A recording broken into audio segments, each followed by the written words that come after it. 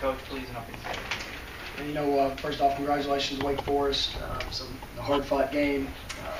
We knew it would be a four-quarter game till the end, and it came down to one play. And as you sit back and you look at that contest, there's a lot of one plays that could have made the difference.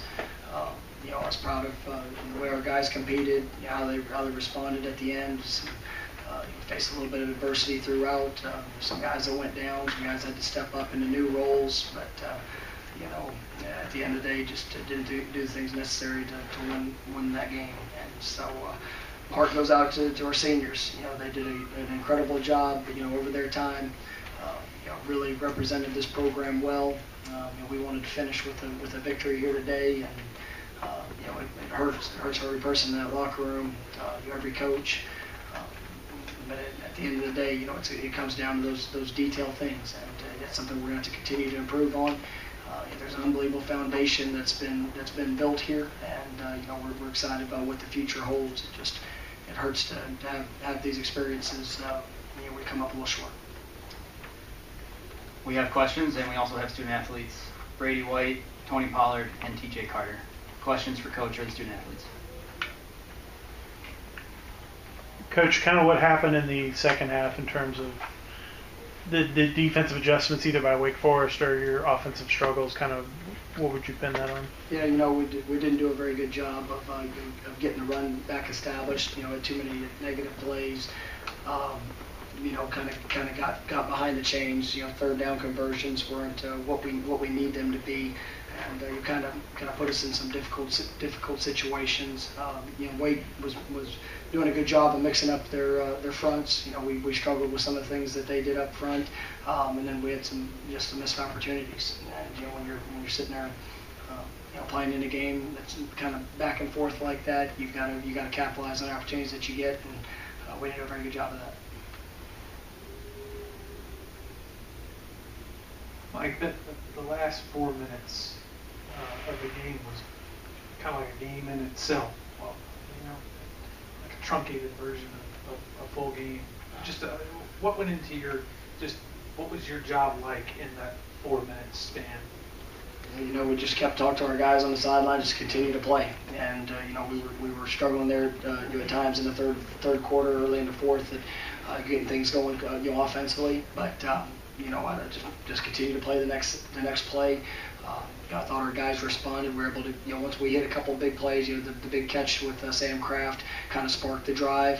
Hit some good runs, opened things up. I fully expected us to win that football game. And when we went down, tried to eat up a little bit of the clock there before the last touchdown. And then they had, I think it was a minute left on the clock, and they were able to march down and go score the touchdown. Our guys, there wasn't any panic. We knew we had good field position after the squib kick. We needed to get down to at least get in the field goal range. Had the big play to Magnifico. We missed an opportunity there with a shot to Coxey, but and then at the end, just didn't finish. What do you say to Riley at a time like this? Obviously, he makes the first two, and then the penalty. The penalty was critical.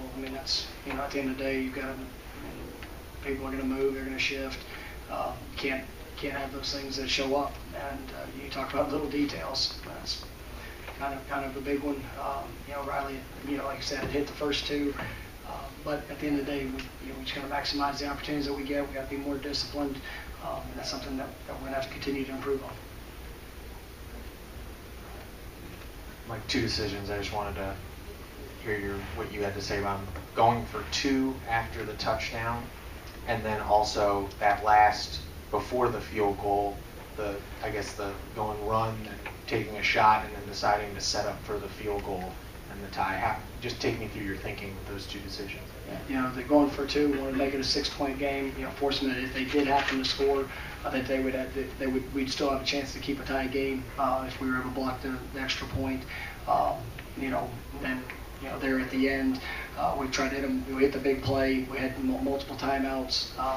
We wanted to be able to see if we could pop a run there to with I think it was 19 seconds left, we took the shot to the end zone, and then obviously with just the one play, you wanted to make sure we had a chance to tie things up on the third, and it was a 3rd and long. Didn't want to risk not having the best shot at being able to tie that game up. Had all the confidence in the world in Riley, and just came up short. You said at one point this season, Mike, that this is sort of how games work. Like it comes down to one play or 2 plays. When you were struggling earlier in the season, you weren't making them, you made them. But I mean, is this sort of like, this is football? I mean, it is, and that's where you look at you look at our team. There's some we had some great seniors. There's 8 guys today that played their last game as Memphis Tigers. Did a wonderful job. We had a lot of youth on our team, and our guys have to learn from the experiences that we've seen. We got to do a better job of finishing. We need to continue to see that leadership emerge there at those critical moments, making sure that we're executing at a high level.